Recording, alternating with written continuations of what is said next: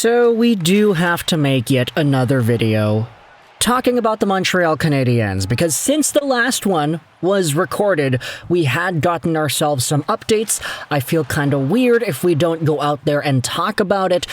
And we're also going to be incorporating some other news around the NHL for my favorite team, the Vancouver Canucks, as well as the Florida Panthers.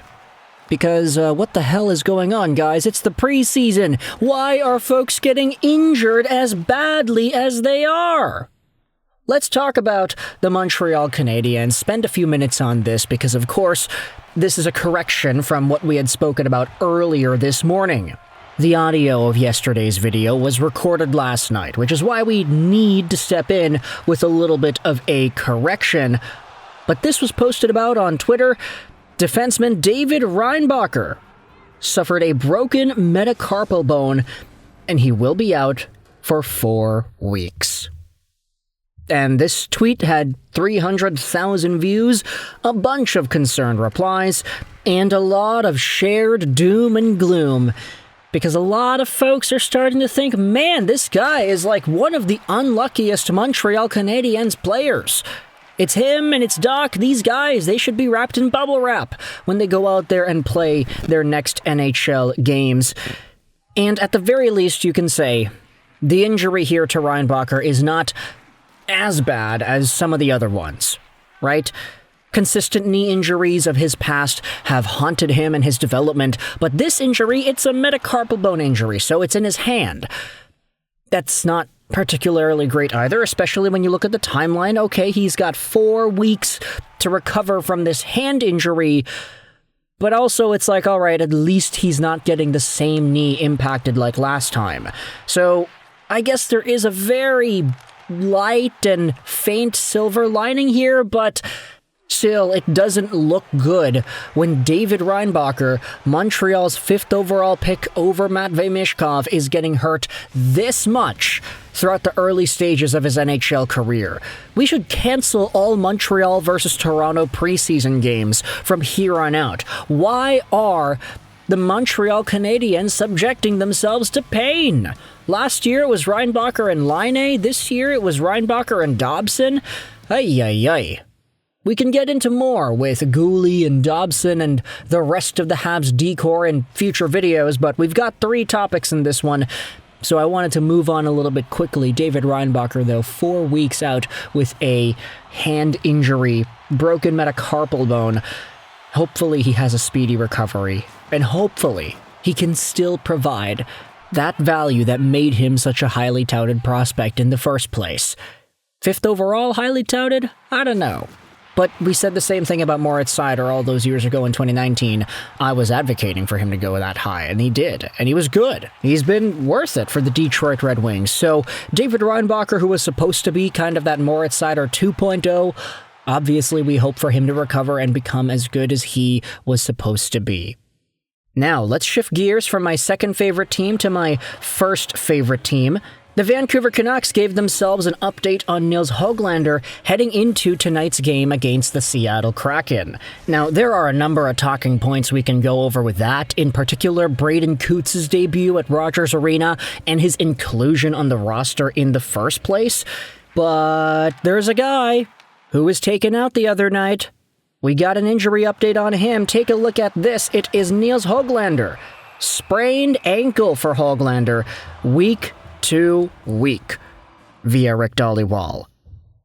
Now, the interesting thing about this is a lot of Canucks fans seem to be quite optimistic, actually, with a sprained ankle being the problem for Nils Hoglander. Now, look, I, for one, haven't played as many sports as I could have growing up, so I don't really know the difference or the nuance between a sprain or a break or a roll or whatever, but folks on the Vancouver Canucks subreddit are going out there and saying, yeah, like this shouldn't be too long. Oh, it's good that it's not a high ankle sprain.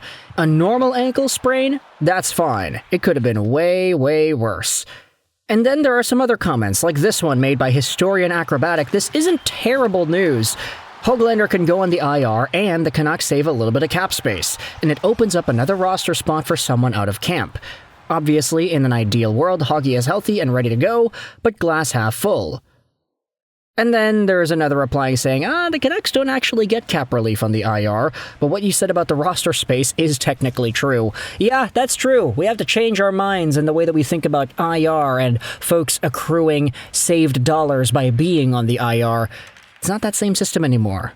You have a cap limit in the playoffs now per game, so we'll see what happens. But ultimately, week to week, could be worse. Hoglander, of course, he had a pretty impactful game against the the Calgary Flames. You want to see him recover properly and smoothly. His absence in the Vancouver lineup will open the door for some other guys to potentially get themselves a spot, play some NHL games, and get some NHL salary. I saw some conversation about Braden Coots, for example. Like, if he gets a 9-game sample with the Vancouver Canucks, of course it doesn't burn a year off of that ELC, but also it's pretty good because he'll be able to get NHL money during the time he is on the team, which if you map it out, 9 games will give him X amount of days, and he could probably make like 90 grand to 6 figures in the short time he's with the Vancouver Canucks.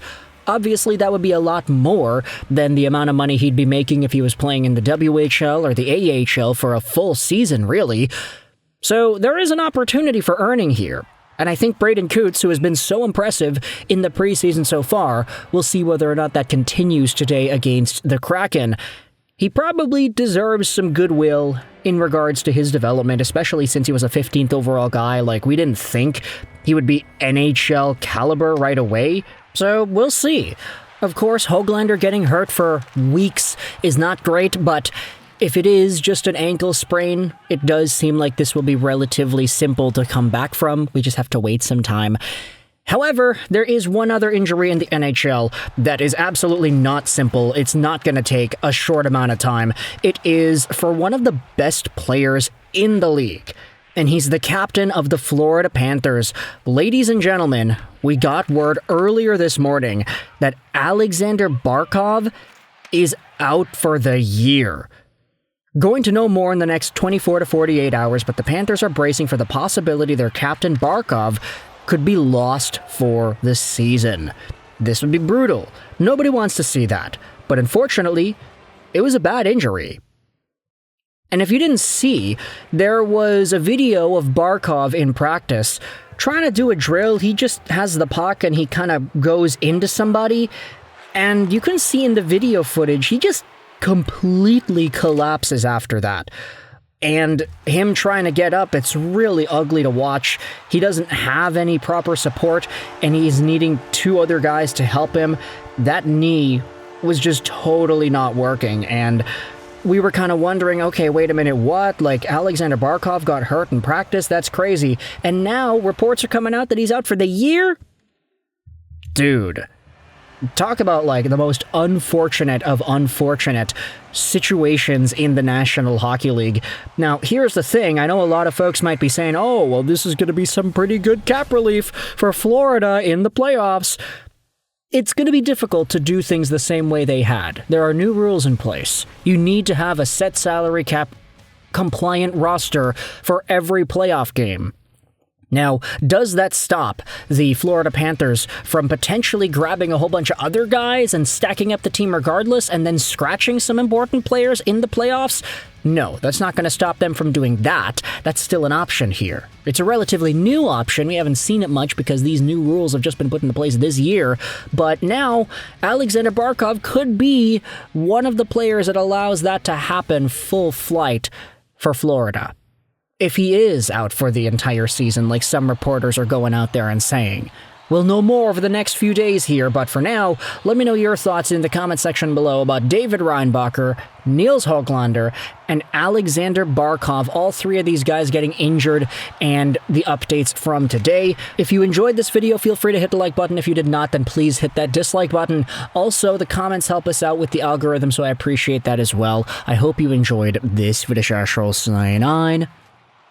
And bye.